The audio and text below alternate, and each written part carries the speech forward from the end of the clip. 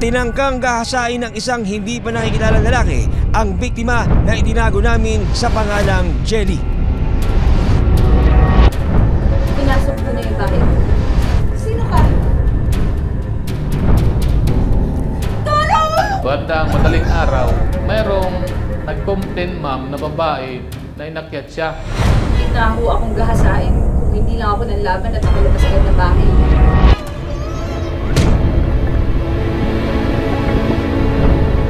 Agad namang tumakas ang lalaki na nagtangka sa biktima. Nakilala mo ba yung taong naloob sa bahay mo? Okay. Ito po si Danny. Danny Leanio po. Boys, sige, imbitahin niyo siya dito. Opo ma'am, kilala niya. Kababarangay ma'am. Sa gitna ng pagsusumbong ni Jelly sa barangay, ayo! Isa pang babae ang malalagay pala sa panganib. Gilbert, hatid ko lang tong anak natin sa eskwelahan na. Oh, sige. Mag-ingat ka. Ingat kayo.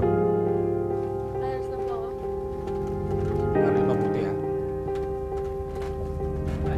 Tahimik at simple ang pamumuhay ni Joylyn Simbahon, residente ng Tarangnan, Samar. Dalawa ang anak ni Joylyn sa kanyang kinakasama.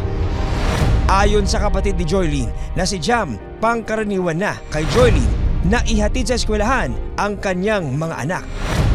Tapos yung mga anak niya, hinahatid lang niya sa barangay para mag-aaral. Tapos babalik siya hapon sa fish pan. Walang kamalay-malay si Joylyn na sa gitna ng araw-araw niyang gawain sa kanilang lugar, isang malagim na krimen ang magaganap. Alas 8 ng umaga noong March 1, 2024. Bisita ka, Joylyn. Napadaan lang po. Bumili kasi ako ng tubig dun sa malapit. Nay, okay lang po ba makahingi ng pang-almusal man lang? Oo naman. Matapos maihatid ang dalawang anak, dumiretso sa bahay ng kanyang mga magulang, si Joylyn, para humingi ng tubig at kape.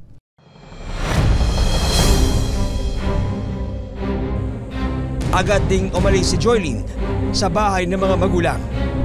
Habang naglalakad pa uwi, isang lalaki raw ang kanyang makakasalubong. Yung plano niya talaga, gagamitin niya.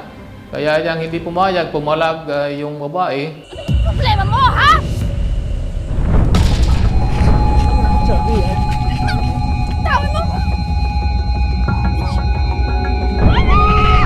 Makaligtas kaya si Joylyn sa tiyak na kapahamakan?